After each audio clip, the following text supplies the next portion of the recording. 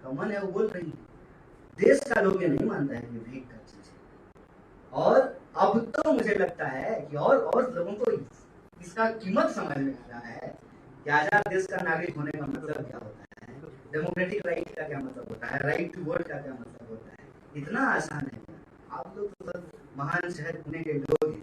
जब सावित्रीबाई फुले जाती थी पढ़ाने के लिए तो गोबर फेंकता था, एक साड़ी एक्स्ट्रा लेकर के चलती। इतना आसान नहीं है। लोगों ने अपना जीवन दिया है इस परिस्थिति को प्राप्त करने में। सर आप युवा नेता हो तो साथ नहीं है इसमें हूँ सर आप मेरा ये 34 साल है। मैं 50 साल वाला युवा सर आप महिलाओं के प्रश्न पर क्या एक्शन लेना चाहते हो, क्योंकि बलात्कार का जो प्रमाण है वो बढ़ता जा रहा है दिन पर दिन, और ये इशू बहुत गंभीर है, तो इस पे क्या एक्शन लेना चाहते हो? देखिए, दो तरीका होता है। एक होता है कि बतौर नागरिक व्यक्ति आप अपने जीवन में इस तरह की चीजों से अलग रखते हैं और किसी को खरीदते हैं। दूसरा होता है कि नीति के तौर पे, समाज के तौर पे, समूह के तौर पे। और मुझे लगता है कि महिलाओं के सवाल को हमारा समाज जो है बहुत प्रोमिनेंटली एक्सेप्ट करना शुरू किया है। अभी वो एक वॉइस है जो कमजोर है, मैं एक्सेप्ट करता हूँ, लेकिन वो धीरे धीरे मजबूत हो रही है। और एक तो बतौर नागरिक मैंने कहा कि महिलाओं को भी बराबरी का हक है, बराबरी से अपना वो जीवन जिए, पूरी सुरक्षा और स्वच्छंदता से अपने जीवन को जीने का उनका अधिकार है। और हम अधिकार देने वाले कोई नहीं होते हैं, उनका है, वो उनका हक है। दूसरा, बतौर पार्टी हम लोग इस इशू को बहुत सीरियसली समझ रहे हैं। इसलिए मैंने आपको बताया कि उत्तर प्रदेश में बाकायदा कैंपेन हुई है कि 40% सीट जो है वो महिलाओं को देना है। ठीक है, पार्लियामेंट में 33% रिजर्वेशन लागू नहीं हुआ है, कम से कम पार्टी में जो है इसकी शुरुआत की जाए। और कांग्रेस पार्टी का ट्रैक रिकॉर्ड अगर आप देखेंगे तो महिलाओं को लेकर के बड़े गंभीर जो है प्रयास जो है वो किए गए हैं। बहुत सारे ऐसे हिस्टोरिकल फैसले हैं, जैसे पहले महिलाएं फौज में नहीं जा सकती थी, इसका डिसीजन लिया गया। और आज कोई ऐसा फील्ड नहीं है जहां महिलाएं परफॉर्म नहीं कर रही हैं, लीड नहीं कर रही हैं। तो इन चीजों को, इस इशूज को पॉलिटिक्स के अंदर भी एड्रेस करना, उसको पॉलिटिकल नैरेटिव का हिस्सा बनाना, फिर उसके आधार पे पॉलिटिकल एक्शन लेना, ये हमारी जिम्मेवारी है। उसका प्रयास भी हम लोग कर रहे हैं। महाराष्ट्र के बाद अब गोवा में भी जो कांग्रेस है वो शिवसेना के साथ टाई अप कर सकती है, ऐसे प्रयास चल रहे हैं दिल्ली में। किस तरह देखते हैं आइडियोलॉजिकल डिफरेंसेस होने के बावजूद भी जो पार्टियां साथ में आ रही है और साथ में चुनाव लड़ रही है, खासकर बात की जाए कांग्रेस और शिवसेना, तुम अपोजिट साइड। ये बड़ा सवाल है और मैं जिस पोजीशन पे हूँ नहीं ठीक, लेकिन ना मुझे इसकी जानकारी है और ना मैं उसके लिए उपयुक्त व्यक्ति हूँ। तो देखिए, एक सिस्टम है, एक स्ट्रक्चर है, उसमें जो प्रभारी हैं, जो नेगोशिएशन कर रहे होंगे, उनको जानकारी होगी। तो मैं ऐसे ही आपने सवाल पूछा और मैं भी ऐसे ही कुछ भी जवाब दे दूँ तो ये ठीक बात नहीं है।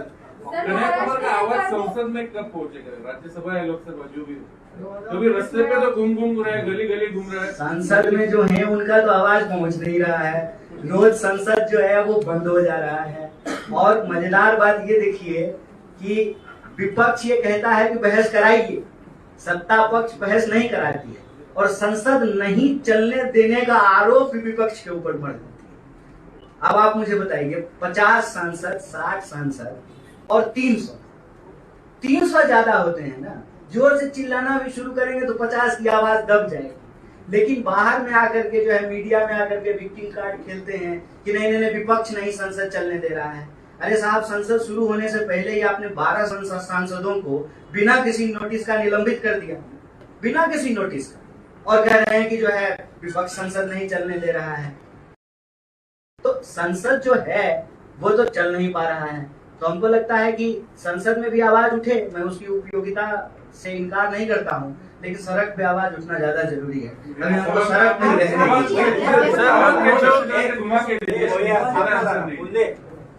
आपके लिए अगला सर क्या रहेगा? कांग्रेस रास्ते पे आती कोई एजुकेशन क्यों नहीं कहाँ पे कर? नहीं, महाराष्ट्र में तो है ही नहीं। देखिए, अभी महंगाई को लेकर के पूरे देश में मुझे लगता है कि फॉलो अप अगर आप नहीं ले रहे हैं तो मैं आग्रह करूंगा कि आप लीजिए। महंगाई को लेकर के डोर टू डोर कैंपेन में है कांग्रेस पार्टी, और 12 तारीख को जयपुर में रैली है। पूरे देश से जो है कांग्रेस के कार्यकर्ता जुड़ रहे हैं। वो रैली दिल्ली में होनी थी, रामलीला मैदान में होनी थी, लेकिन सरकार ने जो है परमिशन नहीं दिया, तो फिर उसको जयपुर में शिफ्ट किया गया। और बाकायदा आपको बता दें, पहली बार आफ्टर अ लॉन्ग टाइम एक एजुकेशन कमेटी बनी है, जिसका काम है लोगों के इश्यूज के ऊपर कैंपेन करना, पहले जाकर के कैंपेन करना, फिर एजुकेशन करना, और महंगाई को बहुत प्रोमिनेंट तरीके से उठाया गया है। बाकी और कोई भी जो एजुकेशन आप देश में होते हुए देखते हैं, कांग्रेस पार्टी उसमें अपना भूमिका निभाती है, ऐसा नहीं।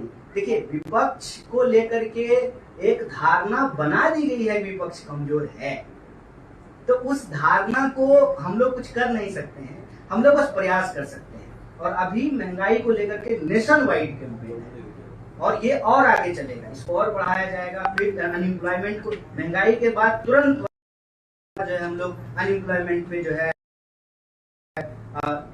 अपने कार्यक्रम बनाएंगे, लोगों के बीच में जाएंगे। और मैं आपको बताऊं कि ऑलरेडी ऑनलाइन कैंपेन अनएम्प्लॉयमेंट पे लगातार चल रहा है।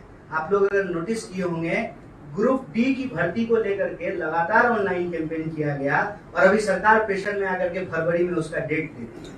तो अनएम्प्लॉयमेंट, महंगाई, इन सारे सवालों पर डोर टू डोर कैंपेन करना, पद यात्रा करना, गोष्ठियां, सेमिनार आयोजित करना, रैलियां आयोजित करना, धरने प्रदर्शन का आयोजन, ये कार्यक्रम कांग्रेस पार्टी। सर एक विपक्ष की कमजोरी के बारे में बात कर रहे हैं, इनका विपक्ष की कमजोरी के बारे में बात कर रहे हैं आप। 2 साल हो गए अभी आप युवा नेता है उस पक्ष के, तो कांग्रेस को पूरा कार्य के लिए अध्यक्षित भी अभी तक नहीं हो रहा है, ये कमजोरी नहीं है? देखिए, हर पार्टी का अपना एक स्ट्रक्चरल प्रोसेस होता है, ठीक है। हालांकि परसेप्शन देश में यही है कि कांग्रेस पार्टी में जो है अध्यक्ष नहीं चुना जाता है, लेकिन रियलिटी है कि अध्यक्ष चुना जाता है। तो जब राहुल जी अध्यक्ष थे, जब 19 में पार्टी की हार हुई, तो उस हार की नैतिक जिम्मेवारी लेते हुए उन्होंने उस पद से अपने आप को इस्तीफा दिया। बाद में जो है अभी उसको जो है सोनिया जी ने जो है उस जिम्मेवारी को दिया है। सवाल यही है, 2.5 साल हो गए अध्यक्ष क्यों नहीं मिल रहा है? तो चुनाव होगा ना सर। आपका अभी हम प्रेस क्लब में बैठे हुए हैं, आपका चुनाव हुआ क्या? अनअपोज तरीके से हुआ ना, उधर अनअपोज नहीं हो रहा है ना? नहीं, तो होगा ना, प्रोसेस होगा ना, अनअपोज नहीं हो सकता है। चुनाव में जाना पड़ेगा, देश भर के कार्यकर्ता वोट करेंगे।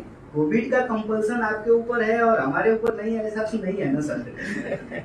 और चुनाव होगा और फुल फ्लेज्ड अध्यक्ष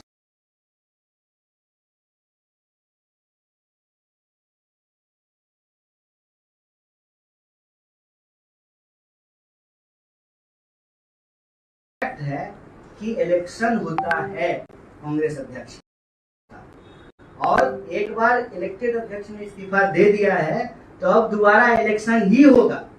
टिल द टाइम जो ऊपरी कमेटी है वो बैठ करके पोस्ट खाली नहीं रख सकते हैं ना। आपको क्या लगता तो है राहुल गांधी वहाँ होना चाहिए अध्यक्ष?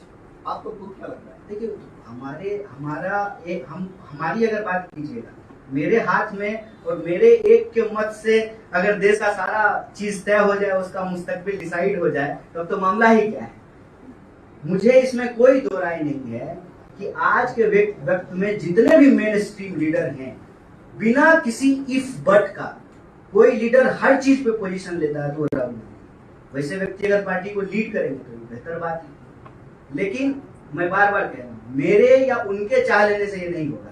कांग्रेस के सारे लोग वोट करेंगे, सारे कार्यकर्ता वोट करेंगे, और जिस तरीके से प्रपोजल ऑलरेडी आ रहे हैं, यूथ कांग्रेस ने प्रपोजल दिया है, एनएसयूआई ने प्रपोजल दिया है, महिला कांग्रेस ने प्रपोजल दिया है, स्टेट की अलग अलग कमेटियां प्रपोजल दे रही हैं, तो मुझे लगता है कि आफ्टर इलेक्शन ये क्वेश्चन रिजॉल्व हो। कांग्रेस की स्ट्रेंथ की बात कर रही है, इसलिए मैंने पूछा कि G20 वाले जो नेता है, गुलाम नबी आजाद, वो तो अलग होने जा रहे हैं, और वो मेन स्ट्रीम में कब आएंगे? उसका रोक लीजिएगा। आपका बेटा कल आपसे अलग हो जाएगा, शादी करेगा और अलग चूल्हा जलाने लगेगा। ये तो नियति है। कांग्रेस के साथ ये पहली बार हुआ है क्या? जेपी अलग हो गए थे, पवार साहब अलग हो गए, ममता बनर्जी अलग हो गई, होते रहते हैं। कहना मेरा क्या है कि ये जो कांग्रेस पार्टी है, मूल रूप से वो पार्टी है जो पार्टी इस देश को आजादी के आंदोलन में लीड की है। इस देश के संविधान और उसके जो मूल्य हैं, अलग अलग जो राजनीतिक धाराएं हैं, उसका जो प्रतिनिधित्व है, वो जो विविधता में एकता है, उसके महत्व को समझने वाली पार्टी। इस पार्टी में वो क्षमता है कि वो देश को लीड कर सकती है और उस ट्रैक पे रह सकती है जो ट्रैक हमारे देश के गौरवशाली इतिहास का ट्रैक है, जिससे हम बेहतर वर्तमान से बेहतर फ्यूचर की तरफ अग्रसर हो सकते हैं। ये पॉइंट है। बाकी क्रिटिसिज्म और खूब देखिए, कांग्रेस, क्रिकेट, ठीक है, और सिनेमा, ये तीन ऐसी चीज है ना कि भारत में इसका हर कोई एक्सपर्ट है। किसी से भी पूछ लीजिए, कांग्रेस इतनी सर्वसुलभ पार्टी है कि इसका हर कोई एक्सपर्ट है, क्योंकि ये इतना ओपन है। मैं कह रहा हूं, एक सवाल मुझे पूछ करके बता दीजिए, मैं आपके लिए, आप पत्रकार है ना, अगली बार कोई भाजपा का नेता होगा तो पूछिएगा कि इनके कैबिनेट में सबसे एफिशिएंट मिनिस्टर हैं गडकरी, उनको प्रधानमंत्री क्यों ना बनना चाहिए? ये प्रश्न पूछिएगा, देखिएगा कहीं नौकरी बचेगा कि नहीं बचेगा। सच को मानने के बाद तो भी पूछा था, तो उन्होंने बोला था इस पे मत पूछो, मैं कुछ नहीं बोलूंगा। नहीं तो मैं कैबिनेट भी नहीं रहूंगा। आपने बोला इसलिए मैं बता रहा हूँ। कांग्रेस पार्टी एकदम खुली किताब है, जिसको पढ़ना आता है वो भी पढ़ता है, और जिसको नहीं पढ़ना आता है उसका पेज फाड़ता है। कोई चीज छुपी हुई है क्या? और हम आपको बता देते हैं, कभी भी अगर मुझे ये सुलभता, ये कंफर्टेबिलिटी नहीं लगती ना कि मैं मन से खड़ा होकर के डिफेंड करने वाली चीज को ही डिफेंड करूंगा, तो होने का कोई मतलब नहीं। और कोई अनडिफेंडेबल चीज डिफेंड कर रहे हैं, जो सच है सो है, जो आलोचना है सो है। बस आग्रह आपसे हाथ जोड़ करके यही कर रहे हैं, जब कमजोरी की बात करते हैं ना, तो ईमानदारी यही है कि जो है स्ट्रेंथ की भी बात की जाए। और स्ट्रेंथ ये है कि भारत में मध्यम मार्ग उत्तम मार्ग है, मध्यम मार्ग बुद्ध का मार्ग है। मध्यम मार्ग के बारे में कहते हैं कि अति का भला न बरसना, अति की भली न धूप। और इस देश में अतिवादी विचारों को खारिज करके मध्य मार्ग पर देश को ले चलने का संकल्प और सिद्धांत किसी के पास है तो कांग्रेस। कन्हैया जी, आपने अभी कन्हैया की बात रखी, आप इनका ले लें सवाल। सर, कॉमन मिनिमम प्रोग्राम पे ये 3 पक्ष जो है महाराष्ट्र में सत्ता में आए, सरकार स्थापन की, अभी 2 साल उसको पूरे हो चुके हैं कुछ दिन पहले। तो आपको महाराष्ट्र सरकार का काम कैसे लगा है? आपका क्या मत बताएंगे ना, आप महाराष्ट्र है सर, क्योंकि कांग्रेस सत्ता में है। वो ठीक बात है, लेकिन देखिए फिर कांग्रेस पार्टी बहुत बड़ी पार्टी है, पूरे देश में है। महाराष्ट्र को आप हमसे ज्यादा तो हम लीडरशिप को बता देंगे। सर, आपका जो गाना है की बात रखी, लेकिन आप जब लेफ्ट पार्टी में थे तो आपने भी आजादी की बात छेड़ी थी, तो आपको क्या लग रहा है? वही है अभी तक। आजादी चाहिए किसको? आपको? नहीं, देश को नहीं चाहिए।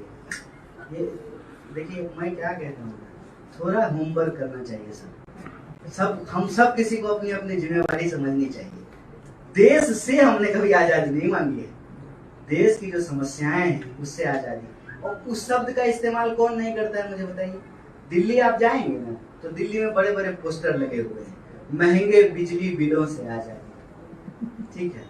आप भाजपा के कैंपेन सॉन्ग को भी देख लीजिए, वो भी आजादी शब्द का इस्तेमाल करते हैं। आजादी शब्द का इस्तेमाल करने में कोई प्रॉब्लम थोड़ी है, लेकिन क्या कह रहे हैं हम कह रहे थे कि भाई देश की जो समस्याएं हैं, गरीबी, भुखमरी, असमानता, जातिवाद, उससे हम ये थोड़ी कह रहे हैं कि देश 1947 में आजाद नहीं हुआ है। जबरदस्ती इक्वेट नहीं करना चाहिए सर। कन्हैया जी, आपने पूना का ऑब्जर्वेशन बताया शुरू में कि साइकिल की सिटी थी, अभी ट्रैफिक वगैरह नहीं, पूना के लोगों ने बताया था, उस आधार पर मैंने अभी आपने बहुत सारे पोस्टर्स दिखाए। पुणे में सत्ता में कांग्रेस बहुत साल तक रही और उसके जिम्मेदार वो भी हो सकते हैं क्या? पुणे में कांग्रेस सत्ता में रही तो पुणे जो है महाराष्ट्र आपके लिए अगला स्टेप क्या रहेगा?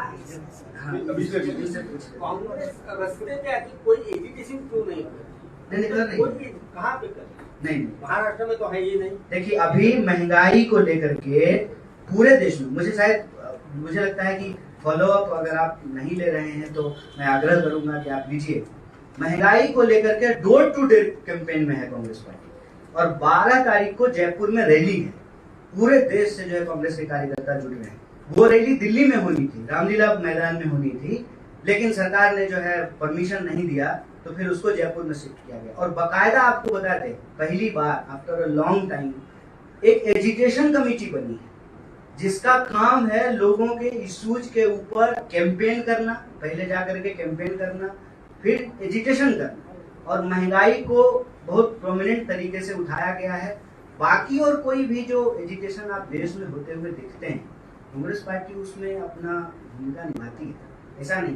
देखिए विपक्ष को लेकर के एक धारणा बना दी गई है, विपक्ष कमजोर है, तो उस धारणा को हम लोग कुछ कर नहीं सकते हैं, हम लोग बस प्रयास कर सकते हैं। और अभी महंगाई को लेकर के नेशन वाइड कैंपेन है, और ये और आगे चलेगा, इसको और बढ़ाया जाएगा। फिर अनएम्प्लॉयमेंट को, महंगाई के बाद तुरंत बाद जो है हम लोग अनएम्प्लॉयमेंट पे जो है अपने कार्यक्रम बनाएंगे, लोगों के बीच में जाएंगे। और मैं आपको बताऊं कि ऑलरेडी ऑनलाइन कैंपेन अनएम्प्लॉयमेंट पे लगातार चल रहा है।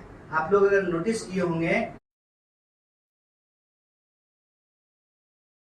ग्रुप डी की भर्ती को लेकर के लगातार ऑनलाइन कैंपेन किया गया, और अभी सरकार प्रेशर में आकर के फरवरी में उसका डेट दे दी। तो अनएम्प्लॉयमेंट, महंगाई, इन सारे सवालों पर डोर टू डोर कैंपेन करना, पद यात्रा करना, गोष्ठियां, सेमिनार आयोजित करना, रैलियां आयोजित करना, धरने प्रदर्शन का आयोजन, ये कार्यक्रम कांग्रेस पार्टी। सर एक विपक्ष की कमजोरी के बारे में बात कर रहे हैं। इनका बारी विपक्ष के कमजोरी के बारे में बात कर रहे हैं आप। 2 साल हो गए अभी आप युवा नेता है उस पक्ष के, तो कांग्रेस को पूरा कार्य के लिए आदेशित भी अभी तक नहीं हो रहा है, ये कमजोरी नहीं है? देखिए हर पार्टी का अपना एक स्ट्रक्चरल प्रोसेस होता है, ठीक है। हालांकि परसेप्शन देश में यही है कि कांग्रेस पार्टी में जो है अध्यक्ष नहीं चुना जाता है, लेकिन रियलिटी है कि अध्यक्ष चुना जाता है। तो जब राहुल जी अध्यक्ष थे, जब 19 में पार्टी की हार हुई, तो उस हार की नैतिक जिम्मेवारी लेते हुए उन्होंने उस पद से अपने आप को इस्तीफा दिया। बाद में जो है अभी उसको जो है सोनिया जी ने जो है उस जिम्मेवारी को दिया है। सवाल यही है, 2.5 साल हो गए, अध्यक्ष क्यों नहीं मिल रहा है? तो चुनाव होगा ना सर। आपका अभी हम प्रेस क्लब में बैठे हुए हैं, आपका चुनाव हुआ क्या? अनअपोज तरीके से हुआ है। उधर अनअपोज भी नहीं हो रहा है ना? नहीं, तो होगा ना, प्रोसेस होगा ना, अनअपोज नहीं हो सकता है। चुनाव में जाना पड़ेगा, देश भर के कार्यकर्ता वोट करेंगे। कोविड का कंपल्सन आपके ऊपर है और हमारे ऊपर नहीं है, ऐसा तो नहीं है ना सर। और चुनाव होगा और फुल फ्लेज्ड अध्यक्ष, मैं उन वजहों में नहीं जाता, लेकिन ये एक फैक्ट है कि इलेक्शन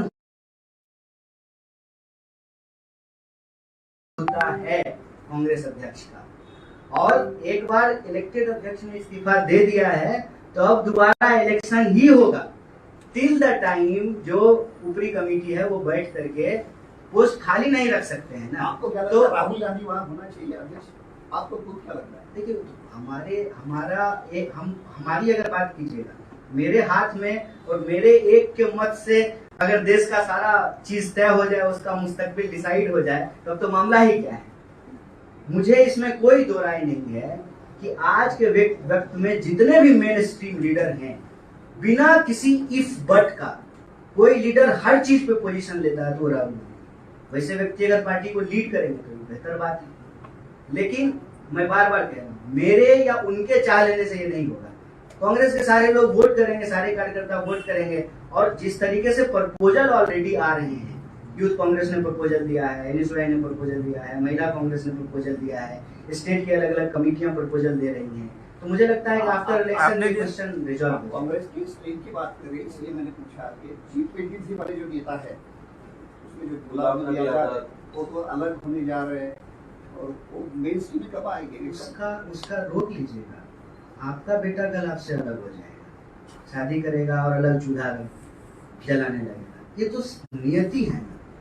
कांग्रेस के साथ ये पहली बार हुआ है क्या? जेपी अलग हो गए थे,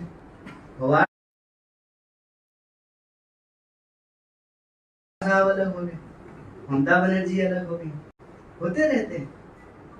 कहना मेरा क्या है कि ये जो कांग्रेस पार्टी है मूल रूप से वो पार्टी है जो पार्टी इस देश को आजादी के आंदोलन में लीड की है। इस देश के संविधान और उसके जो मूल्य हैं, अलग अलग जो राजनीतिक धाराएं हैं, उसका जो प्रतिनिधित्व है, वो जो विविधता में एकता है, उसके महत्व को समझने वाली पार्टी। इस पार्टी में वो क्षमता है कि वो देश को लीड कर सकती है और उस ट्रैक पे रह सकती है जो ट्रैक हमारे देश के गौरवशाली इतिहास का ट्रैक है, जिससे हम बेहतर वर्तमान से बेहतर फ्यूचर की तरफ अग्रसर हो सकते हैं। ये पॉइंट है। बाकी क्रिटिसिज्म और देखिए, कांग्रेस, क्रिकेट, ठीक है, और सिनेमा, ये तीन ऐसी चीज है ना कि भारत में इसका हर कोई एक्सपर्ट है। किसी से भी पूछ लीजिए, कांग्रेस इतनी सर्वसुलभ पार्टी है कि इसका हर कोई एक्सपर्ट है, क्योंकि ये इतना ओपन है। मैं कह रहा हूं, एक सवाल मुझे पूछ करके बता दीजिए, मैं आपके लिए, आप पत्रकार है ना, अगली बार कोई भाजपा का नेता होगा तो पूछिएगा कि इनके कैबिनेट में सबसे एफिशिएंट मिनिस्टर हैं गडकरी, उनको प्रधानमंत्री क्यों ना बना? ये प्रश्न पूछिएगा, देखिएगा कहीं नौकरी बचेगा कि नहीं बचेगा। सच को मानने के बाद पूछा था तो उन्होंने बोला था इस पे मत पूछो, मैं कुछ नहीं बोलूंगा। नहीं तो मैं कैबिनेट भी नहीं रहूंगा। कांग्रेस पार्टी एकदम खुली किताब है, जिसको पढ़ना आता है वो भी पढ़ता है, और जिसको नहीं पढ़ना आता है उसका पेज फाड़ता है। कोई चीज छुपी हुई है क्या? और हम आपको बता देते हैं, कभी भी अगर मुझे ये सुलभता, ये कंफर्टेबिलिटी नहीं लगती ना कि मैं मन से खड़ा होकर के डिफेंड करने वाली चीज को ही डिफेंड करूंगा, तो होने का कोई मतलब नहीं। और कोई अनडिफेंडेबल चीज डिफेंड कर रहे हैं, जो सच है सो है, जो आलोचना है सो है। बस आग्रह आपसे हाथ जोड़ करके यही कर रहे हैं, जब कमजोरी की बात करते हैं ना, तो ईमानदारी यही है कि जो है स्ट्रेंथ की भी बात की जाए। और स्ट्रेंथ ये है कि भारत में मध्यम मार्ग उत्तम मार्ग है, मध्यम मार्ग बुद्ध का मार्ग है। मध्यम मार्ग के बारे में कहते हैं कि अति का भला न बरसना, अति की भली न धूप। और इस देश में अतिवादी विचारों को खारिज करके मध्य मार्ग पर देश को ले चलने का संकल्प और सिद्धांत किसी के पास है तो कांग्रेस पार्टी। कन्हैया जी, आपने अभी कन्हैया की बात रखी, आप इनका ले लें सवाल। सर, कॉमन मिनिमम प्रोग्राम पे ये तीन पक्ष जो है महाराष्ट्र में सत्ता में आए, सरकार स्थापन की, अभी 2 साल उसको पूरे हो चुके हैं कुछ दिन पहले। तो आपको महाराष्ट्र सरकार का काम कैसे लगा है? आपका क्या मत बताएंगे ना, आप महाराष्ट्र से हैं, क्योंकि कांग्रेस सत्ता में है। वो ठीक बात है, लेकिन देखिए फिर कांग्रेस पार्टी बहुत बड़ी पार्टी है, पूरे देश में है। महाराष्ट्र को आप हमसे ज्यादा अच्छा जानते हैं। आप कुछ बता दीजिए, अगर कुछ क्रिटिसिज्म है तो हम लीडरशिप को बता देंगे, पहुंचा देंगे। सर, आपका जो गाना है की बात रखी, लेकिन आप जब लेफ्ट पार्टी में थे तो आपने भी आजादी की बात छेड़ी, तो आपको क्या लग रहा है? वही है अभी तक। आजादी चाहिए किसको? आपको? नहीं, देश को नहीं चाहिए। ये देखिए, मैं क्या कहता हूँ, थोड़ा होमवर्क करना चाहिए। हम सब किसी को अपनी अपनी जिम्मेवारी समझनी चाहिए। देश से हमने कभी आजादी नहीं मांगी है, देश की जो समस्याएं हैं उससे आजादी। और उस शब्द का इस्तेमाल कौन नहीं करता है मुझे बताइए? दिल्ली आप जाएंगे ना, तो दिल्ली में बड़े बड़े पोस्टर लगे हुए हैं, महंगे बिजली बिलों से आजादी। ठीक है, आप भाजपा के कैंपेन सॉन्ग को भी देख लीजिए, वो भी आजादी शब्द का इस्तेमाल करते हैं। आजादी शब्द का इस्तेमाल करने में कोई प्रॉब्लम थोड़ी, लेकिन क्या कह रहे हैं हम कह रहे थे कि भाई देश की जो समस्याएं हैं, गरीबी, भुखमरी, असमानता, जातिवाद, उससे हम ये थोड़ी कह रहे हैं कि देश 1947 में आजाद नहीं हुआ है। जबरदस्ती इक्वेट नहीं करना चाहिए सर। कन्हैया जी, आपने पूना का ऑब्जर्वेशन बताना शुरू किया कि साइकिल की सिटी थी, अभी ट्रैफिक वगैरह नहीं, पूना के लोगों ने बताया था, उस आधार पर मैंने अभी आपने बहुत सारे पोस्टर्स पुणे में सत्ता में कांग्रेस बहुत साल तक रही और उसके जिम्मेदार वो भी हो सकते हैं क्या? पुणे में कांग्रेस सत्ता में रही तो पुणे जो है महाराष्ट्र की राजधानी नहीं है, फिर भी लोगों का फर्स्ट